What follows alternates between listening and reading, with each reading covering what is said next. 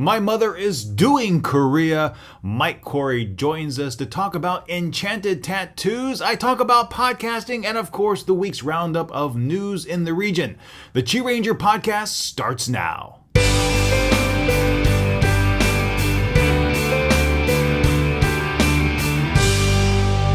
Ladies and gentlemen, welcome back to the podcast. My name is Steve Miller, the internet's QiRanger, your host for this edition of the QiRanger Podcast. And before we get in, I would like to thank you for joining me here this week on YouTube, on QiRanger.com, or downloading the podcast through iTunes. But before we dive into the news, I'd also like to extend a hearty congratulations to my friend Christopher Mast, longtime YouTuber, on the birth of his daughter. Christopher, congratulations. The best wishes to both you and your wife and your crowded house full of people. May you have a long and happy life together, and may all your dreams for your child come true. But let's go ahead and get into the news now, and let's start things off as we do every week with news from South Korea. Now, I think this is some excellent news on the human rights front, specifically for women. Here in Korea, for years, men have been able to use the excuse, "I was drunk," when it comes to rape. Now, as of recent times, the Korean Supreme Court has now struck down that defense, saying that that can no longer be the case. Sentences are still relatively short, but the excuse that you were drunk is no longer valid in saying that you were not coherent and responsible for your actions. One individual recently tried using that in the sentencing portion of his case, and the judge actually extended his prison sentence. And that is awesome. Unfortunately, there still is a large discrepancy in terms of what I would deem appropriate response for some of these sexual assaults and battery, but at least Korean courts are moving with the times and looking to address this significant issue and putting these people behind bars and actually punishing them. Some also news that I thought was really cool. Now, as you know, Gangnam Style has really just been out in force. It broke this summer, has become a worldwide sensation. Pretty much wherever you go in the world, except for Japan, it is a huge, huge song. Everyone's doing it. It's a lot of fun. And Psy has been awarded the Order of Cultural Merit.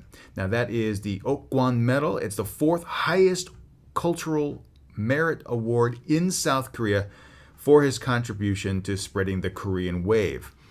Now, this is what I think is really important to take away from this. Now, even though he just won the MTV Music, I think, Europe Awards for Best Music Video, this is what I think epitomizes Psy's personality and the way that he's handling this. He said, quote, "I didn't do anything. People hit YouTube, people found the music, and they brought it to the world, not me."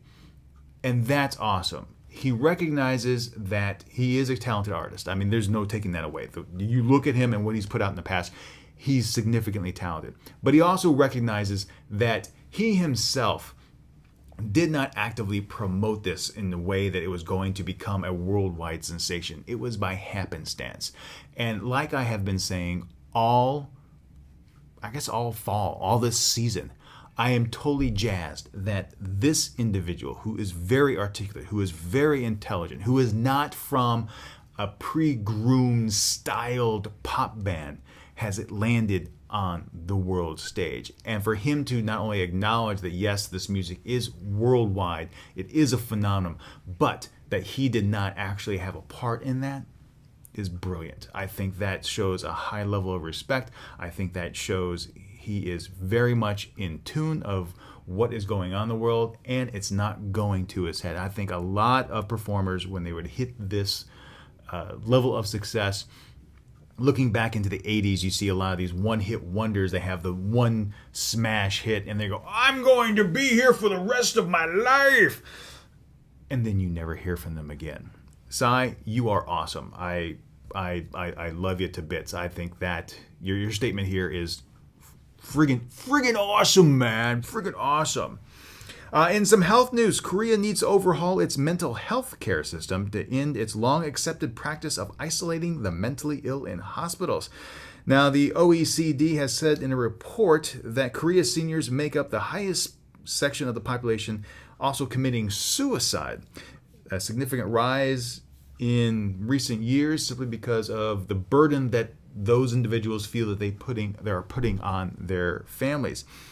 They also have tended to isolate them in long-term care facilities so as to not take up space in the cramped living conditions here in the homes. There's also a significant rise in diabetes. Nearly 3 million have it in the country, and 10 million, roughly 20% of the population, are showing some signs of early onset diabetes. And I really think that is unfortunate. Korean food is relatively healthy. There's a huge exercise component to the life. And if you look at the way that schools are laid out, if you look at the way my town is laid out with bike paths, with running paths, with all these exercise parks throughout the hillsides and throughout the public areas, even in Suwon Fortress, you're walking along the fortress walls, there's a small park with exercise equipment. It's a shame that so many people are gaining so much weight that the diabetes is now trickling into Korean society. And unfortunately, I think that has to do with a lot of the westernization of the diet. If you look at convenience stores, there's a relatively small component of kimbaps and fresh fruit. It's all candy bars, sodas, chips, just things that are not healthy. If you look at a lot of fast food places, we have all the major chains in the United States, McDonald's, Burger King. They actually took out part of the Korean food area at my local E-Mart to put in a Popeye's fried chicken. Subway, what else do we have here? KFC, which I'm really surprised is actually able to stay in Korea because of the number of different Korean fried chicken places that are here. Pizza Hut, Papa John's, Domino's, you name it, we got it. While my mother was here, she was actually taking pictures of all the different U.S. brands that were here, simply because it's showing how much the country has adopted a lot of the Western food brands here. So hopefully this is a wake-up call, and more people will take to exercising, will take to eating in moderation. I have no qualms about saying that I love my pizza, I love my burgers, I love my deep fat fried goodness that I partake in on a regular basis. But I also know that that's not the only thing I need to eat. I need to do it in moderation, and I need to exercise. That's why I go out every day almost and non-jog. I love it. I live for it. Non-jogging gives me the opportunity to eat those fun things. So, as Jason Lee over on Arirang Today's Korea Today, or Arirang Television's Korea Today, says, get out and do some exercise. I really support that. Some, I guess, troubling news when it comes to Korea's nuclear plant issue. Tiny cracks have been found in the tunnels at a nuclear plant in South Korea, increasing some of the concerns for nuclear safety in the country. Now, this, of course, is coming off last week's story about the quality certificates at two different nuclear plants revolving around fuses and different parts, and those plants have come offline. These microscopic cracks were in 6 control rod tunnels at the Unit 3 Yongwon nuclear plant in the southwest portion of the country. Now, if you don't understand what that really means, is control rods actually govern how the nuclear reaction takes place. Investigators say that while these cracks are microscopic, they aren't really posing a leak concern. But ultimately, that reactor will have to come offline for repairs to be made, increasing the number of reactors going offline, and the investigation is continuing, and more problems are being found across Korea. Right now, the winter is on the cusp of touching and blanketing the country. We're starting to see overnight lows around freezing or below, so this problem needs to be addressed fairly quickly so that Koreans and myself will have enough electricity to keep us warm, because that wind is frigid. A lot of times people ask me, how cold does it really get in Korea? And I have to say, coming from Flagstaff, Arizona, where I went to university, the temperature is about equivalent. In fact, I think Flagstaff is a little bit colder. On an average winter, maybe minus 10 Celsius is our low, shall we say, which isn't entirely frigid. It's cold. Don't get me wrong. It's cold for me. People from the Northland, from the Great White North in Canada and Wisconsin and those kinds of places where they see minus 40, minus 50, and minus 60. It's not cold. I get that. But for me, it's a little bit cold. It's the wind that comes through, the wind chill that actually rips you through the bone. Nonetheless, we need to have power to power the Ondo. We need to have power to do our space heaters. We need to get this problem rectified as quickly as possible. And another story that I couldn't really believe it when I heard it, but let me have a sip of coffee. That beautiful nectar of the gods. And it's happening time and time again. It seems that when a president is about to go out of office, scandals hit. It's happened time and time again, and Lee Myung-bak is not the exception here. He's been embroiled in a retirement home scandal surrounding his son making money on land purchases for his retirement home. And the council team has been investigating numerous different activities and was set to search one of the offices. And this is where it gets kind of funny, because I just don't understand how you can have a law in place that makes absolutely no sense. Essentially, the investigative arm got a warrant to search the office. However, because it's a government office, a high-level government office at that, the government office had the ability to grant permission to the search. Even though there was a warrant for a search, the government office still had the final say on whether or not they would allow investigators to come inside. They, of course, did not. They also did not grant an extension for the investigation, essentially killing it in its tracks. Now, that doesn't mean that the investigation is kaput. Investigators have claimed that they have enough evidence to go ahead and file charges if they feel necessary. And that was part of the decision made by the presidential office, stating that they feel that the prosecutor's office and the investigation office has had enough time and has collected enough evidence not to warrant the search of the office. But this is my problem with it. If you're investigating an arm of the government, and it doesn't matter what arm of the government that is, that arm should not have a say in whether or not you're allowed to search the premises. If you are the investigative arm and you get a legitimate warrant, you should have full reign of that. No one should be able to quash that unless it's filed and discussed in court. So I think that is a big mistake, but we'll see I guess we'll see how things play out in the next week or so. And I think this is quite comical. As you know, earlier this year, Apple and Samsung have been doing court battles, and Samsung lost big in the United States, getting tacked on with a $1 billion+ fine. I shouldn't even say fine, a settlement fee. Not even a settlement fee, but a fee that they have to pay.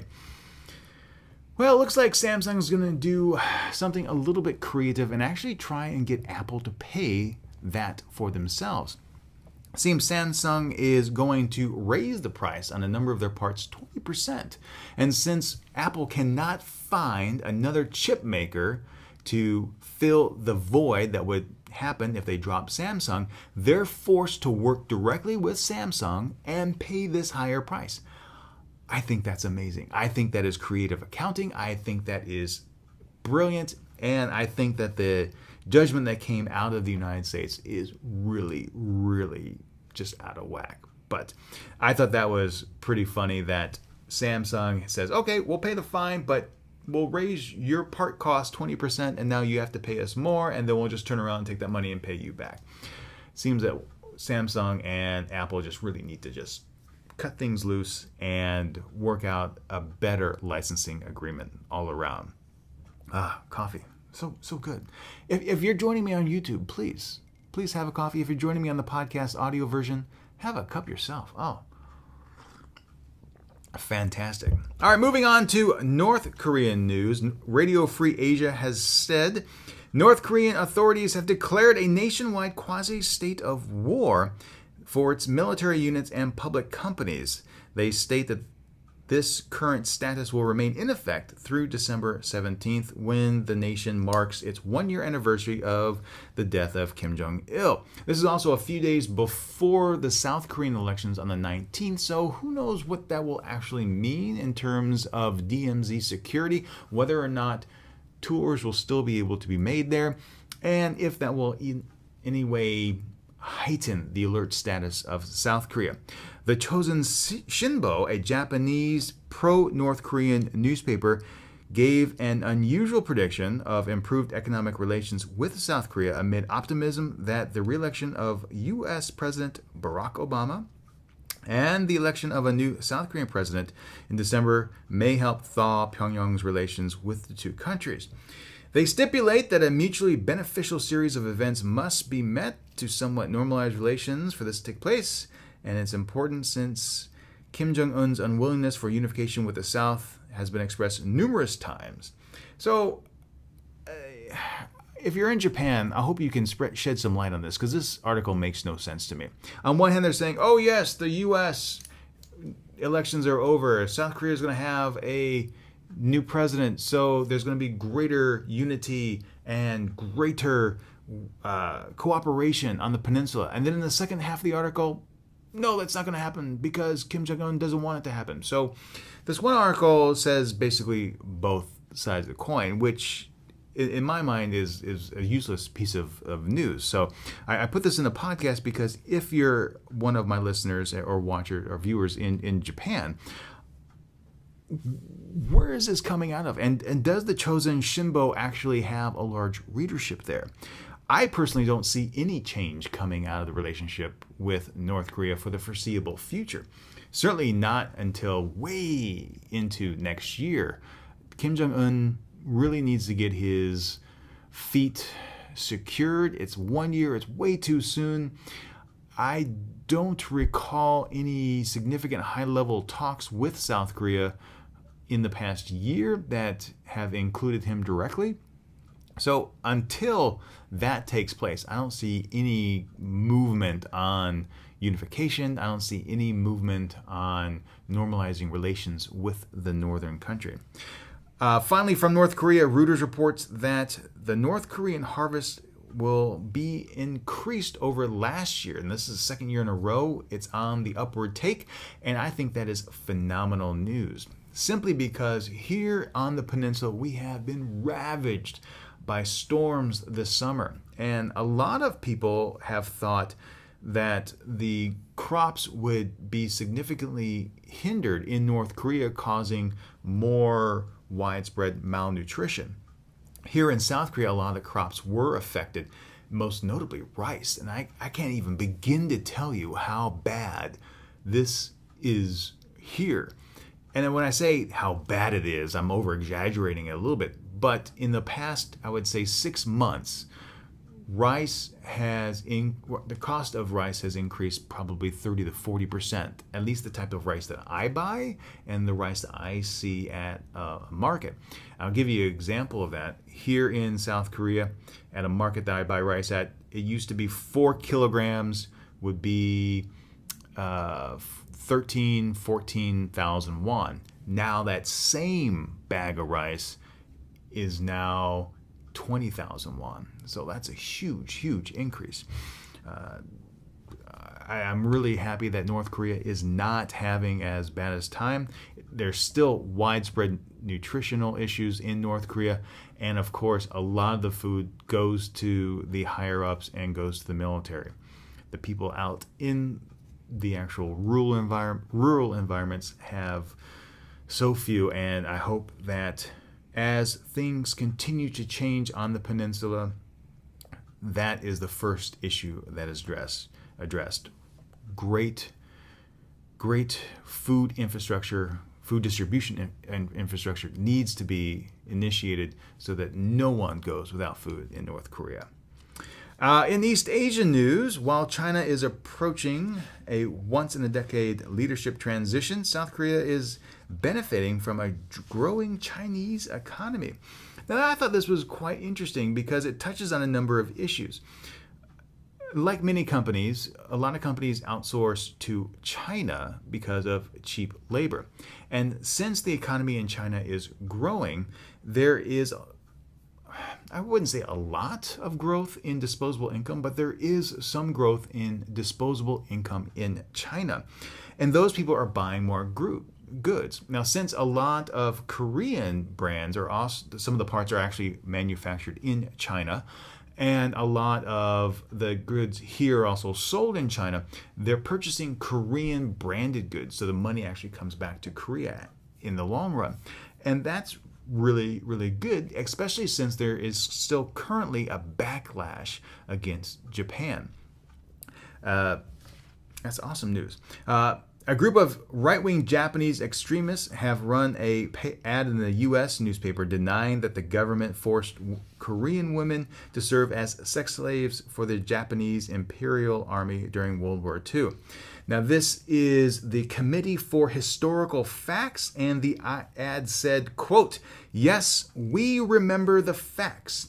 This was in the Sunday edition of the Star Ledger, a daily in Palisades Park, New Jersey, where the Comfort Women statue and memorial is actually located.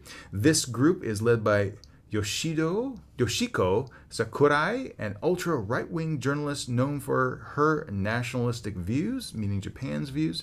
Japan's main opposition Liberal Democratic Party, the ruling Democratic Party of Japan, and 39 independent lawmakers were also reportedly involved in publishing this ad.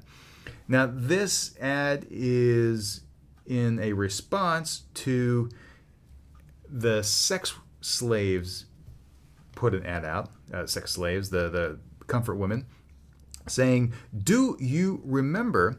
And this was spearheaded by singer Kim Jong-un and Professor So Kyung-dok, and that was in Times Square, New York. Unfortunately, this committee, this Japanese committee, has offered no new proof to show that there is a claim made by Japan that there were no comfort women, that they did not engage in sexual slavery. Time and time again, I should say that the government will come out and say, we did not engage in this activity. They call the women that I call comfort women, they call them voluntary prostitutes, and that Tokyo banned prostitution and cracked down on civilian brokers. They even have a photo from 1938 dated March 4th saying that this is the evidence. And essentially the ad that they recently placed in New Jersey saying prostitutes exist everywhere. They were paid even more than generals in some cases. And I just really wish that people would actually look at the historical facts. If you look at the number of women who suffered through the sexual slavery, the comfort women, you can see it in their eyes. You can hear it in their voices. You can see it in the way that they walk, that they were victimized so brutally by the occupation forces here during the Japanese colonization era. For a government and so many officials try and whitewash that, to brush it over because of the stigma with that, causes so much more pain. And as I mentioned the other week, even former Prime Minister of Japan has said the longer that Japan does this, it weakens their status on the world stage because everyone knows that Japan did this. So Japan, really, admit the fault. Move on. That's the way to do it. Once you admit that you did this, then it's far easier to repair the damage that has been done and for actual relations to normalize. On that note, that is the news this week. We'll go ahead and continue with the Content Rewind next. It is time for the content rewind, and it has been a busy. After a week off, it is time to get busy. It is time to get busy. Oh yeah, yeah, baby. The first two videos over on the QiRanger channel were mom videos. That's right. I let you know on last week's podcast that mom was coming to take over my channel, and she has arrived in force. The first video, mom does the Suwon Fortress, and the second video, mom does the National Museum. What can I say? It's my mom. It was so much fun taking her around and showing her the places that I love in Korea. And we had a brilliant time doing that. If you paid attention to the videos last month on the QiRanger channel, that was the Suwon Fortress. It is enormous. So in this one afternoon of filming my mother there, we walked a portion of the wall. We did a little shopping, went to my favorite restaurant there, the Galbitang restaurant. We shot arrows, we rode the trolley, we went to the Haenggung. I believe we saw a performance there. No, we didn't. We didn't have time for that because it was too late in the day. But we did it all. And my mom is a trooper because she had no problems. Christopher Mast, who I mentioned at the top of the podcast, left a comment in the video saying that in Mexico, people really can't climb Chichén Itzá and some of the other pyramids. And that's really unfortunate. When my mother and I went there, and that's why I'm bringing this up, is because she makes the comment in the video, it's almost like climbing the large steps of the fortress gates is like climbing the large steps of the pyramids in Mexico. And she's absolutely right. So if you're here in Korea and have never been to a Mexican or Mayan, let me rephrase that, Mayan or Aztec temple. I've never been to an Incan, but I'm assuming they're pretty similar. The large stone steps are relatively the same, so you can have that same experience. Not the same grandeur, but the same experience. But it was just a pleasure to have her. And then we had a rainy day here in Korea, and on the final day of the weekend, we went out to the National Museum. And again, it's one of the best museums in Asia, if not the best, with so much to see and do. Unfortunately, our time there was not as long as I would have liked because we also took her to the War Memorial Museum in the afternoon to take a look around at a few other things. If you're in Seoul and want to check out two excellent free museums, I have to say the War Memorial Museum and the National Museum are the places to go. They're very close to one another and they're both free. You can't go wrong with either of them. My mother had an absolutely fantastic time, and if you just look at her face as she's experiencing this, you'll see what Korea is like to someone who has never been here before. And that's the reason why I chose to do this series. Like I mentioned a few podcasts ago, once it was confirmed that she was coming out here, I really wanted to document her trip, mainly for her and our family back home. But I also thought it'd be a really good opportunity to show people what it's like to experience Korea in the raw and for the very first time. And a couple of other videos coming up I think you'll really get a kick out of. And if you are a friend of mine or my mother's on Facebook, a certain video that I put up on Facebook will make an appearance next week, next Friday. That's right. I guess this upcoming Friday. Yeah, on Friday. Be looking for it. Some other videos that came out this week are the Who Are You question that I asked my students for midterms in the university. And this is a lot of fun. And I was debating whether or not to upload this to YouTube, but I thought, hey, this would be kind of fun. So essentially, this vlog video was served two parts. Number one, a lot of English teachers here in Korea sometimes struggle with trying to get their students to do oral presentations. It's not something that a lot of students want to do, and quite frankly, getting up in front of a class and performing a oratory speech in a different language than you're accustomed to can be quite intimidating. I remember when I was growing up and having to do 30-second, 1-minute presentations in Spanish, I was always flustered. So here I am with university students whose English level is largely mixed, and I wanted them to do a presentation. And I wanted them to do it on a topic that they were intimately familiar with, which is, of course, yourself. You know yourself backwards and forwards. And I wanted it to be 2 minutes. 1 minute is fairly short. 3-4 minutes is sometimes long. 2 minutes is a nice round number, easy to grasp your head around. So as I was crafting through the requirements for the speech, I also came up with subtopics. And those are the 8 subtopics that I included in the video. So when I was explaining the assignment to them, I showed them. It's a 2-minute presentation. You have 8 things you need to cover. That's 15 seconds apiece. Don't tell me you can't talk for 15 seconds on what school you went to. What is your hobby? If you can't come up with 15 seconds about what you like to do in your free time, then there's some larger issues regarding what you actually have time to do outside of school. So anyway, even once I was able to do that, you should have seen their light bulbs go on. It was amazing because up until that point, there's like, oh, I have to do a 2-minute presentation. Oh, my life is ending. And then I showed them it's 15 seconds. And collectively, and this happened in every single one of my class, because I gave this presentation assignment to all 5 of my classes this term.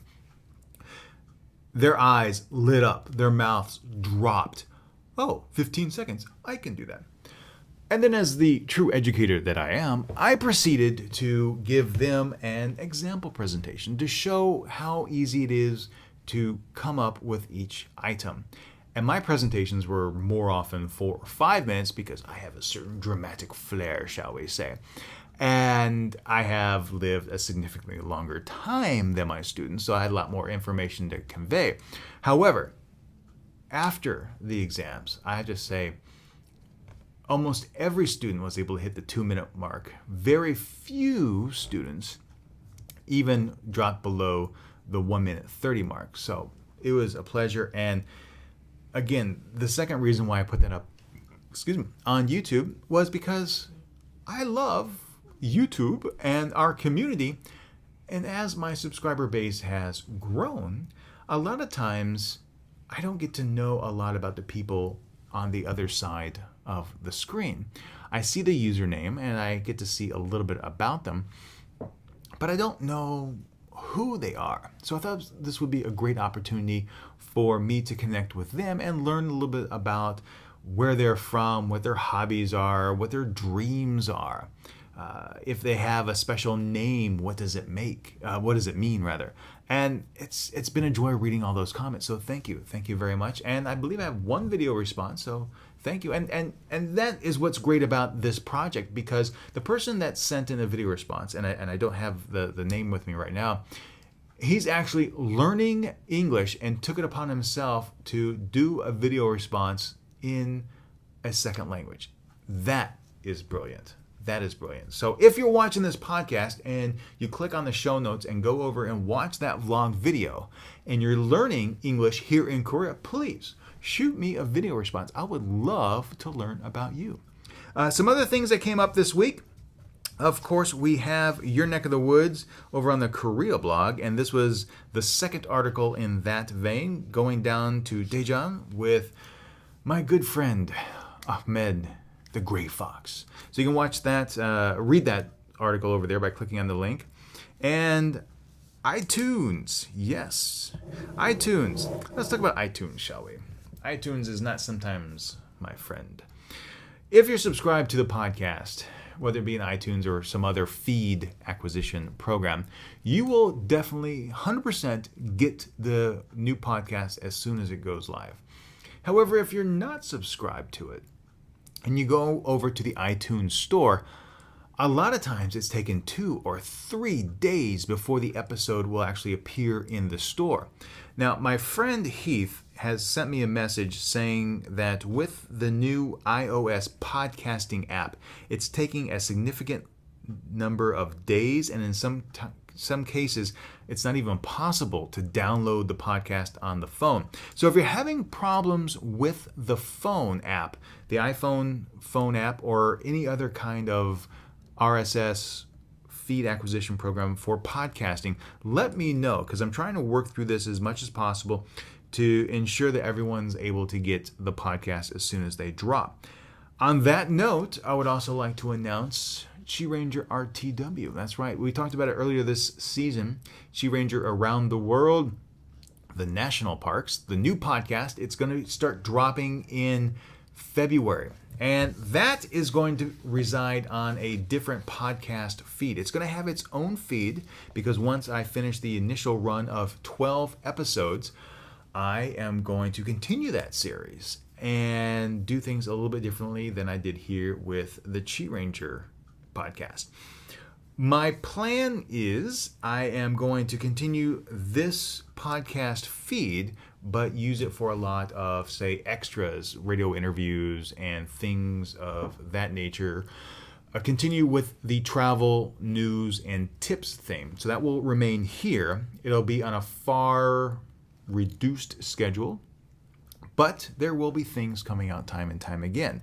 The reason why is I'm pleased to announce that beginning probably in a month or so, I'll be back on the air at TBS EFM, hosting a travel segment with On the Air, Out of Bed with Travis, the morning show over at TBS EFM.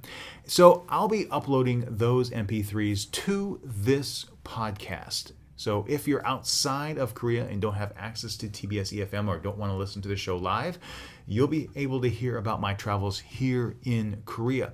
And the format for that is going to be a little bit different. It's going to have conversation between Travis and myself, a little bit of music, and of course, a little bit of, a little bit of a different flair, because all the destinations that we're going to talk about on that show are places outside of Seoul. So if you're in Korea or looking to travel to Korea, these are all destinations and activities you can do in Korea but not in Seoul. So if you're here for 2-3 weeks or here for a week or so and want to get out of Seoul, it gives you an opportunity to learn more about what you can do in the country. So those broadcasts will be here in this podcast feed. QiRanger RTW will have its own feed. You, of course, will be able to subscribe if you go over to the show notes and click on the link to the podcast in iTunes. The MP3 will be available for download as well. And I'm really jazzed about this new project. I love the national parks, and I really want to focus on highlighting the national parks of the world.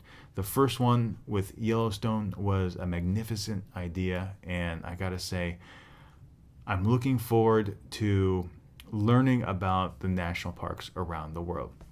Another piece of news I'd like to share, I'm very happy to announce also that this past Thursday I was on Arirang Television again, Korea Today, the morning show, doing a live remote with Idami, and that is going to be also a little bit more of a regular thing.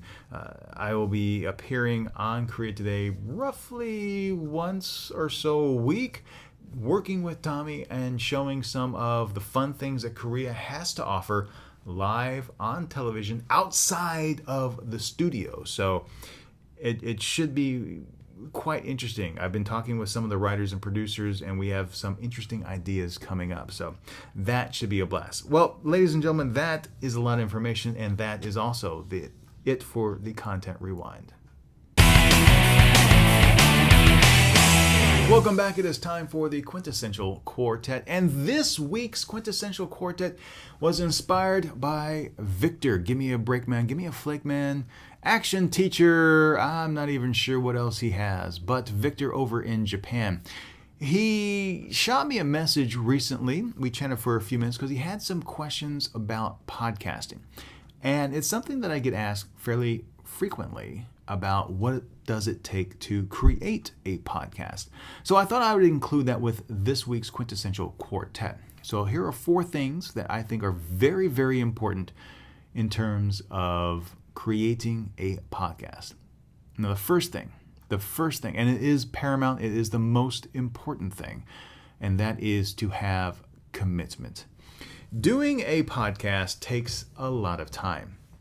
Now, it doesn't matter how long your podcast is, it still takes a lot of time, because every single week or every single episode, you're going to sit in front of a microphone and you're going to record, then you're going to edit, then you're going to upload. You want an audience to listen to your podcast. You want an audience to share your podcast. You want an audience to take something away from the information that you're giving them. And if you do not have the commitment to stick with that kind of project, then probably podcasting is not for you, because you need to have a concept. You need to have a plan as far as what you want to do, because it's not the same as blogging. It's not the same as vlogging or making videos where people can, I'll post a blog here. We'll post a video here. Whatever. Podcasting is more of a schedule type basis. New episodes Monday, Wednesday, Friday. New episodes once a week. This podcast every Sunday. There's a new episode during each season. People expect that. They want that to they want that download automatically to come onto their computer, onto their phone. They want to listen to that information on their commute. And to have the wherewithal to be able to say, I am going to stick with it for a year. I'm going to stick with it for 6 months and do an episode every week. Boom, boom, boom, boom, boom. That takes a huge time commitment, because, like I said, I spend a lot of time just on this podcast, in addition to the other things I work with. And it's because I love it. I love working with the microphone. I love researching the topics for this podcast. And I love telling the stories. I love making the story, the information available to people. And it spurs great conversation in the comments on YouTube. People send me messages through email. On QiRanger.com, there's great conversations as well. So you got to have the commitment to stick with it. It's very easy to say, I'm done. I've done 4 episodes. It's just too much. I'm finished. So if you want to do a podcast, you have to commit to it. You have to sit down and say, I'm going to do this much. That's one of the reasons why, if you look at this podcast, it's broken down into 20 episode seasons, because that's how long I'm here in Korea while I teach. Then I go on vacation.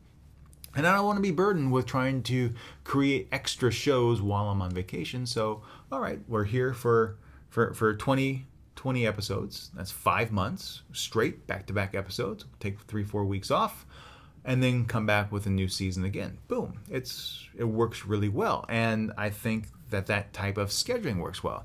QiRanger RTW, the new podcast, that will have a different release cycle, but still a definite release cycle. Boom, boom, boom, boom. And people can count on that. The second thing you need to take away with working with a podcast, you have to have a clearly defined topic. You don't want to just come on the mic and ramble endlessly. This podcast, it's news. It's information about the content I provide. It's tips, and it's about travel. It's always about those things. It's Asian news, it's travel news, and it's tips mainly. So people know what to expect when coming to this podcast. QiRanger RTW, it's about the national parks around the world. That title alone, you know what it's about. And if you're interested in that topic, you can find it. The How to Do Everything podcast. How to do everything. Wait, don't tell me. It's the game show on NPR. 3 non-joggers. If you don't know what non-jogging is, listen to the podcast. Great podcast, funny podcast, but time and time again, it's related to that topic. And that's really important. If you look at some of the Google Hangouts, they're not doing podcasts, but again, it's a weekly show about a specific topic, and that is what's the driving force. So before you start a podcast, have a clearly defined idea of what you want to do. And now that's not to say that you can't change it and evaluate what's working and what's not working, but you need to have a topic to go into it initially. When I first started this podcast, I think I have 4 episodes up, and they were mainly test runs. How does podcasting work? How does a file RSS work? File feed RSS work? How does iTunes work? What's the logistics of it? And then I sat down and I had my format, and since that day, I've stuck with it. Each season, I kind of tweak it a little bit to change things up, to keep things interest to me, much the way that radio shows change their format every fall, every spring, whenever they go through their production cycles. Number 3, you need to have a script. And I can't stress this enough. Now, this doesn't mean that you need to have a line-by-line script if you want to free talk, much the way that I free talk, but you need to have at least notes so you can guide the conversation.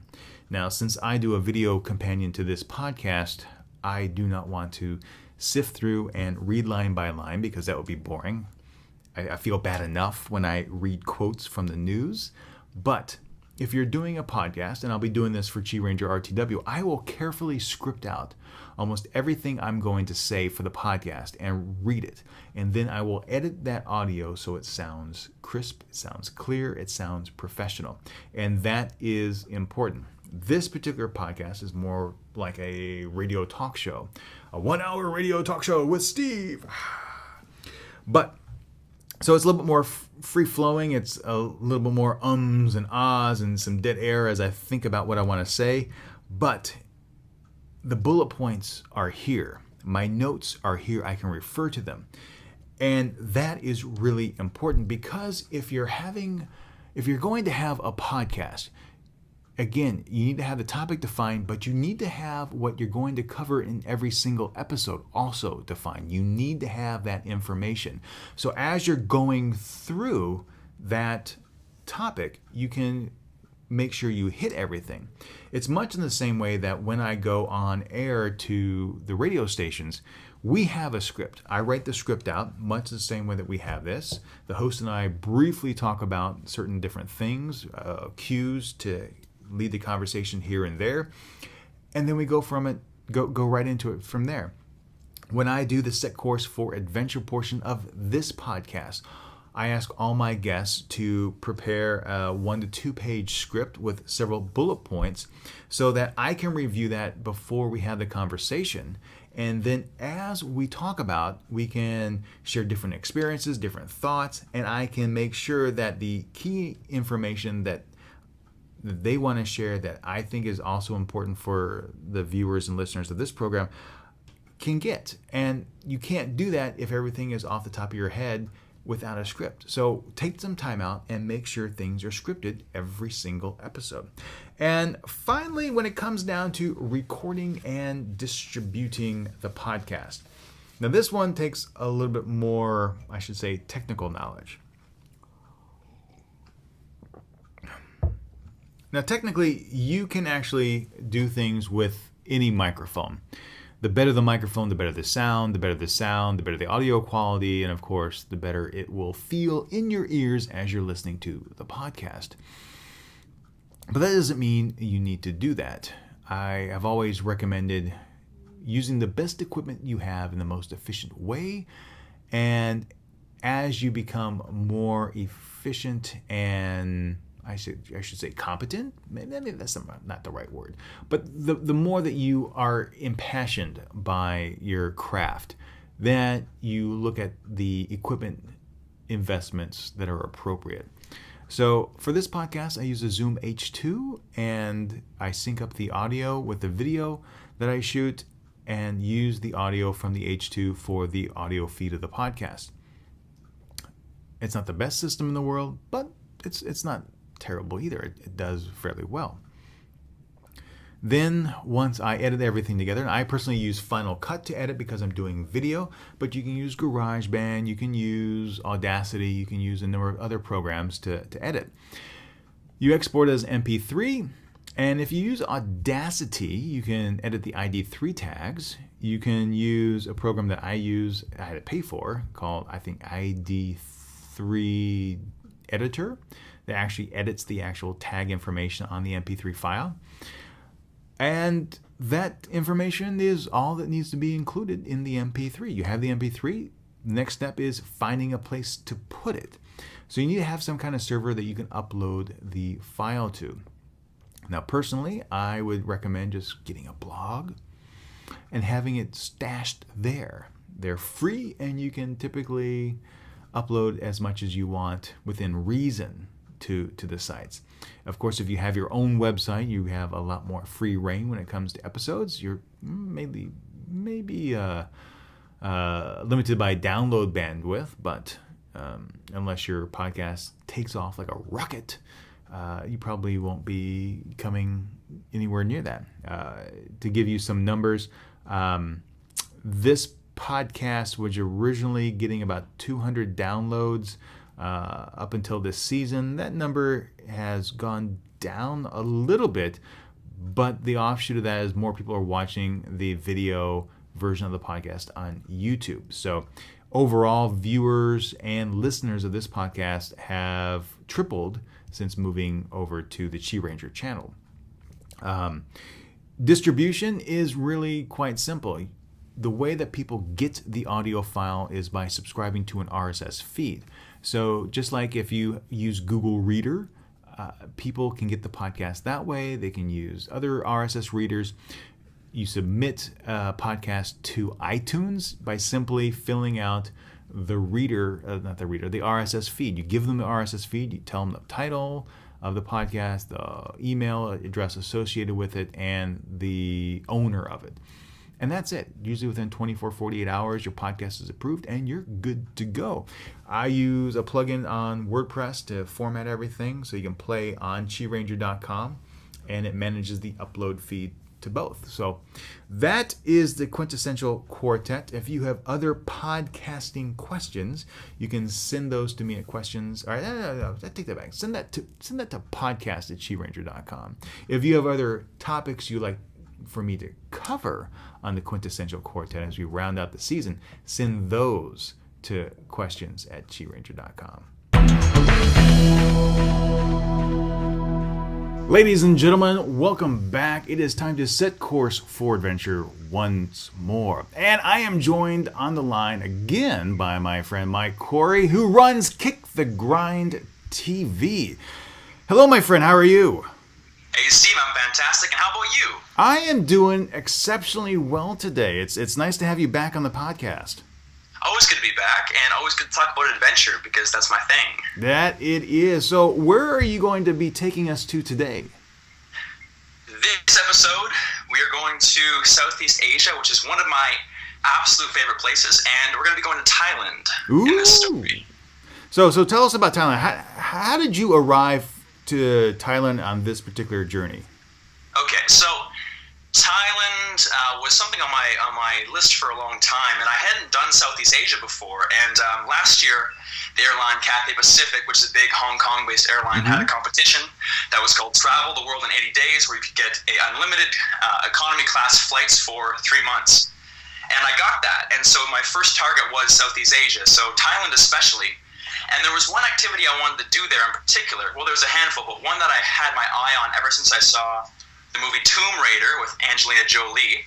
And there was a form of tattooing there called Sakyant, where these Buddhist monks tattoo your back with these enchantments made with like snake venom ink and all kinds of crazy stuff. So that's how I got there to begin with. All right, so you arrive in Thailand, and then how did you make your way up to the monks?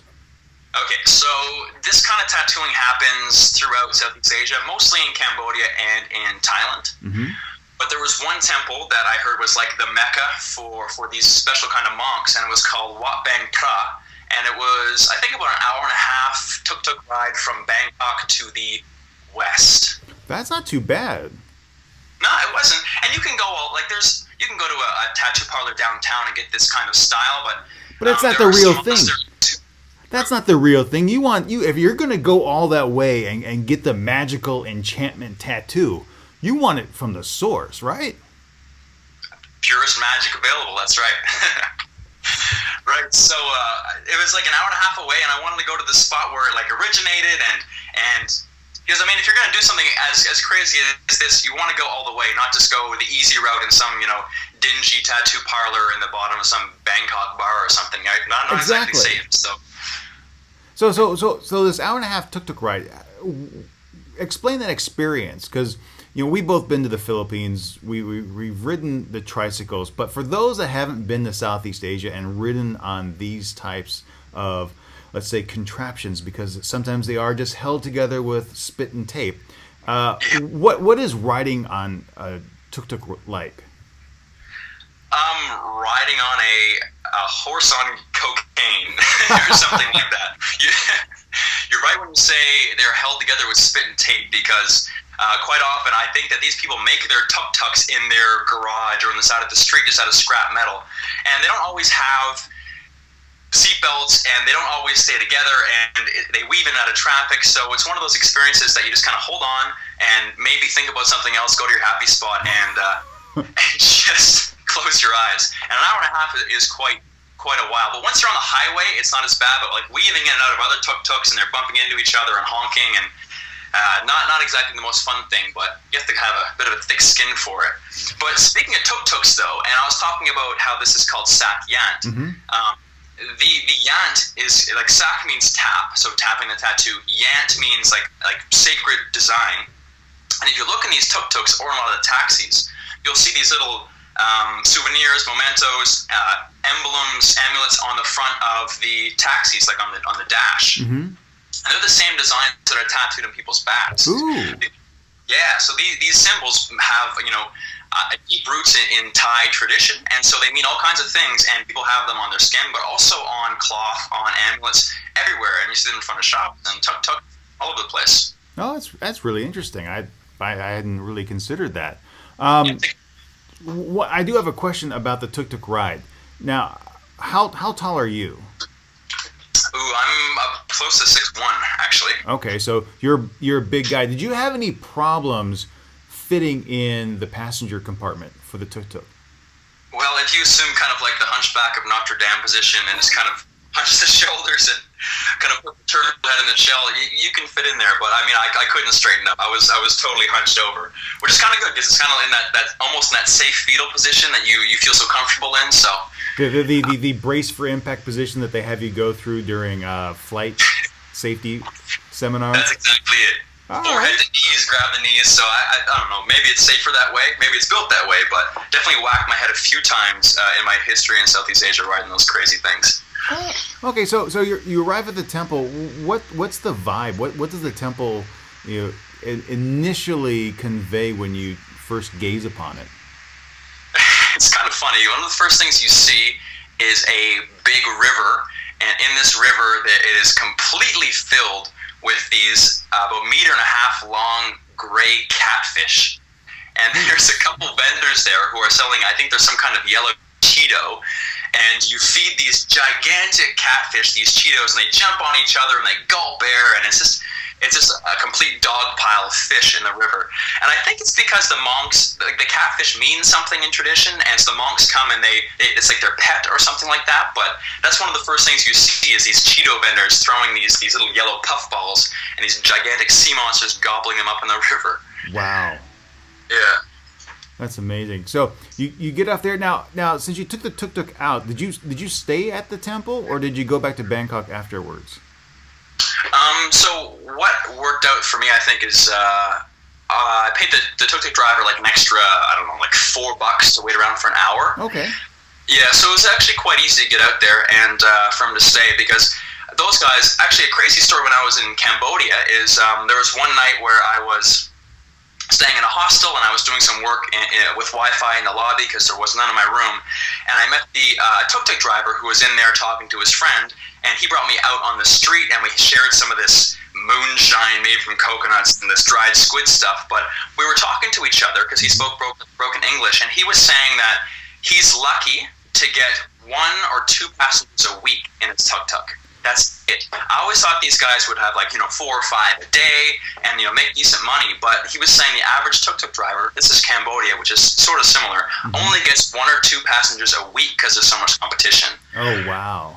Craziness. Yeah. So when me in Thailand asking this guy to stick around for a couple hours and I'll pay him a couple bucks, that's good business because there's no guarantee he's going to get someone right away. Right. So someone waiting is good money.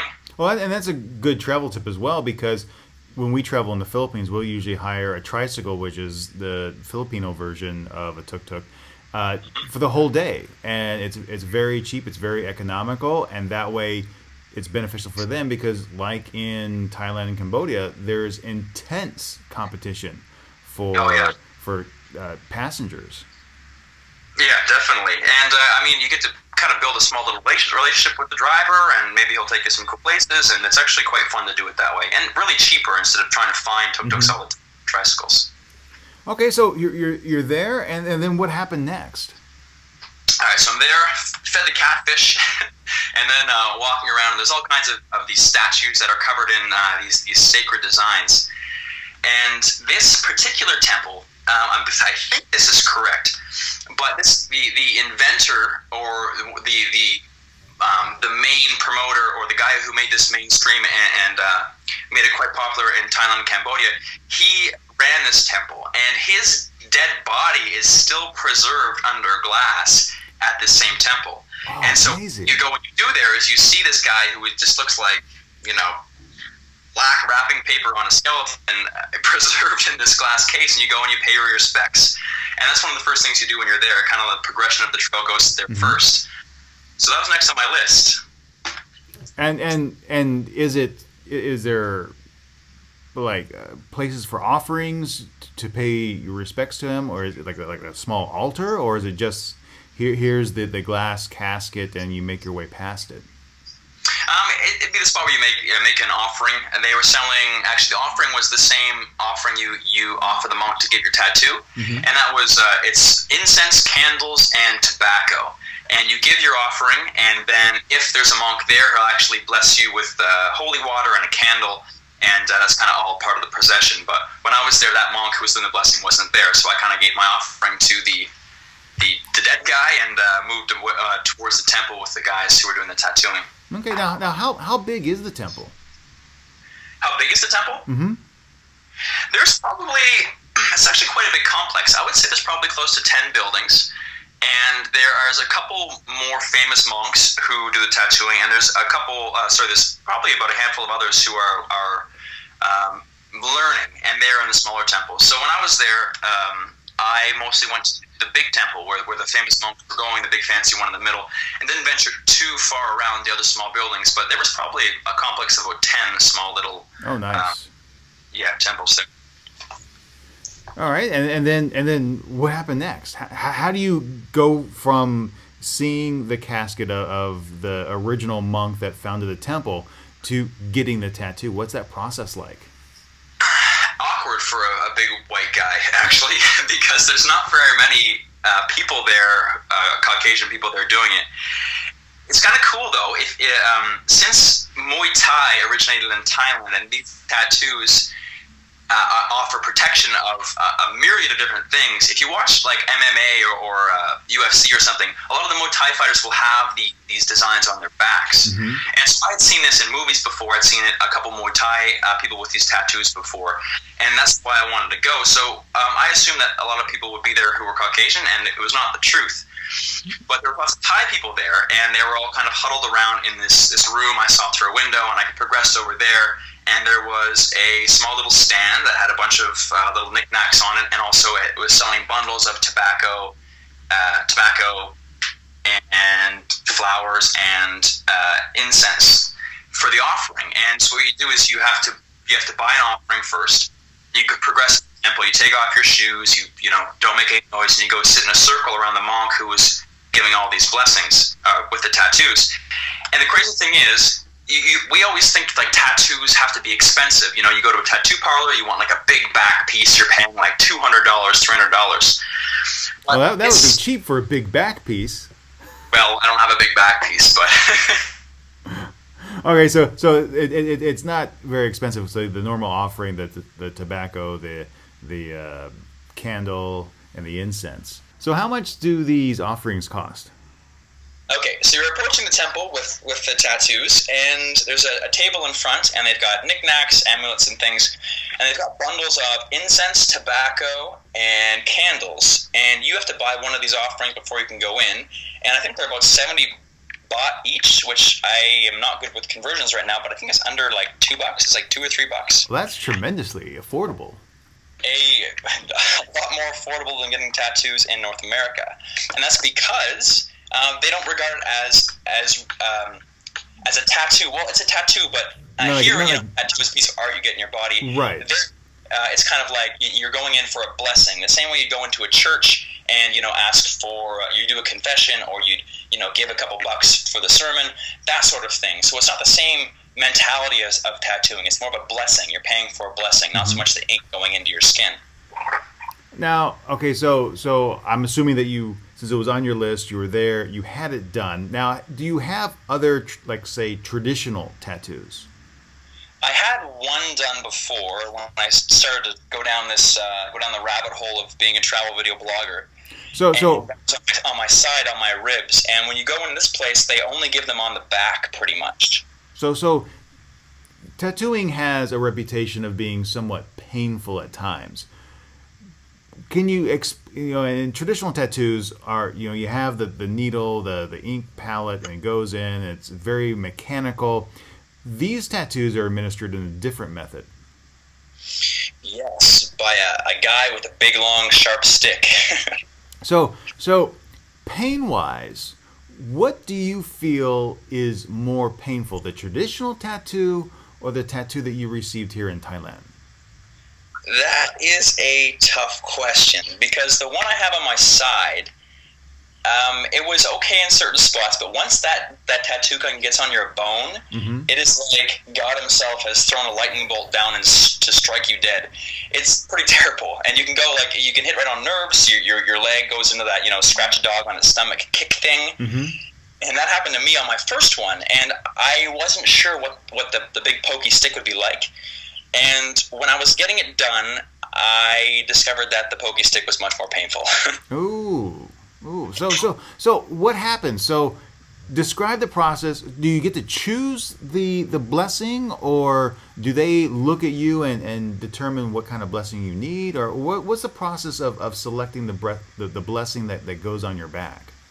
That's exactly it. So you walk in, again, big awkward white guy in a room full of Thai guys and girls.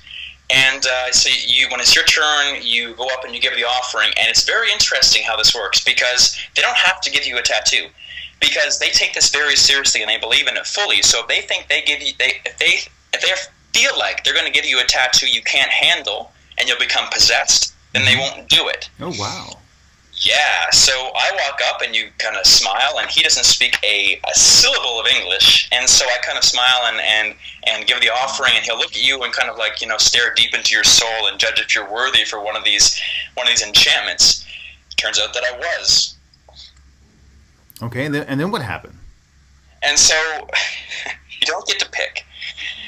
It's very much like let's call it like an RPG video game, which is role-playing game, and that's like World of Warcraft or those spell-based games, because the enchantment system kind of works the same way. So there's different strength of spells, and you can't walk in and get the meteor ball spell before you can get the flame spell or something, right? So you can't get the big powerful enchantments before you get the most basic rudimentary enchantments. Okay, so you start at level 1. At level 1, and there's a couple different ways to go about level 1, and you don't really get to choose very much, because he has to fill you out and give you what he feels is best. So pretty much my main concern when I walked in there was I don't want to walk out with a tramp stamp, because that's going to be hard to explain. That would be difficult. So Yeah. what did the monk have you do? So I was very observant before I got mine done, because there was about 4 or 5 different men and women getting them done. And so you walk up and you lift up your shirt, and he begins the tattooing process, and you have to do the prayer hands and lean down. Mm-hmm. And during the process, I had a friend who had told me about it, and I confirmed this online before I got there. It's very important not to show any pain, because if you show pain, it's kind of telling the monk and telling everyone around you that you can't handle the enchantment that you're being given.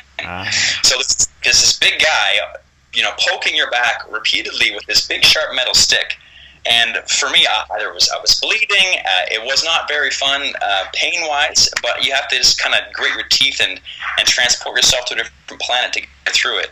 Now how big is the enchantment?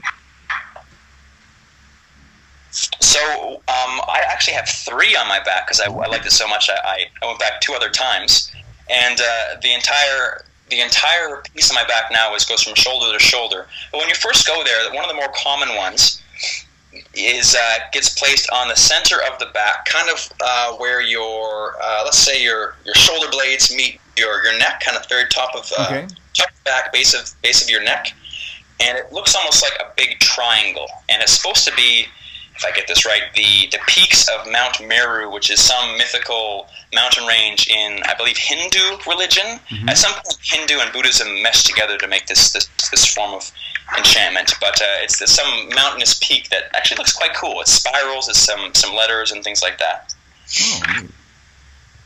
Oh, so you have 3 now. So did you do all the same day, or did you just go back on different trips? I went back different trips after that. So I had a month in Thailand. I went there once when I got there, once on my way out, and then once again a couple months later after a 4-month kind of tour of Southeast Asia. But one thing I have to say is, so I mentioned how you're not really able to pick what it is. Right. You can't show pain. And one thing that I didn't know until I after I got the tattoo is the monk was explaining something to me after. I had no idea what that was. I met some people at the hostel after who were Thai, and they asked me if I knew the rules. And I was like, what do you mean rules? And they're like, well, there's rules you have to live by when you get these tattoos. And I was like, oh, didn't get that memo. Okay, so what are the rules? The rules are actually quite unexpected, let's call it that. So one of them is, don't disrespect your elders, which is fairly common across religions, so that's no problem. Another one is don't eat pumpkin, which is not something you normally expect. Another one is you can't eat a banana by just biting it. You have to break off pieces and put them in your mouth. Yeah, a bit odd. Another one is you can't cross under a bridge if the river's dried. So that doesn't happen too often. This one's actually probably the hardest one to deal with, and because you can't exactly ask this question without getting slapped, is you're not allowed to touch a girl who's menstruating. Oh, yeah. So I have to live by that one. Now, what would happen if you were to break the rules? I would be possessed, just like the girl in that movie where she runs down the stairs backwards and twists her head around. Apparently that would happen to me. Now, are there ways? Now, do they think that the possession takes place instantaneously, or are there ways to perform another ritual to counteract the infraction of the rules? Didn't get that far yet. But no projectile vomiting and talking in demonic languages either. So I tried my best. But one thing they recommended was going back yearly to any monastery, Buddhist monastery, and getting them re-blessed, kind of refueled, let's say, with the enchantment. Oh, very cool. Yeah. That's an awesome experience. Are you planning on going back to Thailand to get a 4th addition to your back? See, here's the thing. The 3 I have now, so I have one that means good health, one that means safety, and one that means good luck. So those are pretty standard things, that are multi-purpose, pretty general, good things to have. But now, if I go back, I can get one that means good luck when traveling, like safety when traveling. Ooh. Which is, I have my eye on that one. And there's also one that helps you be more influential when you talk. Also quite appealing. That is. There's other ones where I can keep mice away from my farm. which is something that I might need. But there's also ones where I can become bulletproof, become knife-proof, all these pretty extravagant claims. Probably wouldn't want to test those out. No, but I like the safety while traveling. That sounds be quite handy in your chosen profession. Exactly, and it looks like a nice big compass too, so it's quite cool. Oh, neat.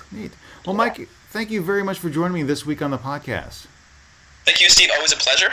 Yes, and ladies and gentlemen, you can get all of Mike's contact information by surfing over to QiRanger.com. The links are in the show notes.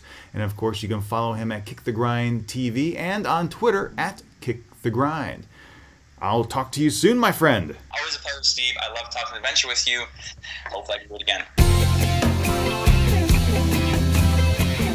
Ladies and gentlemen, that will just about do it for this week's podcast. Thank you so much for spending part of your day with me here on YouTube or downloading the podcast from iTunes or QiRanger.com. I'd also like to thank Mike Corey from Kick the Grind TV for joining me this week on Set Course for Adventures. If you have any feedback for the podcast, please send it to me at podcast@QiRanger.com. You can also send any questions you might have for the Quintessential Quartette at questions@QiRanger.com. To keep up with all my adventures here in Korea and abroad, make sure you follow QiRanger on Twitter, Facebook, and Instagram. But until next time, remember to be true to yourself and always be awesome.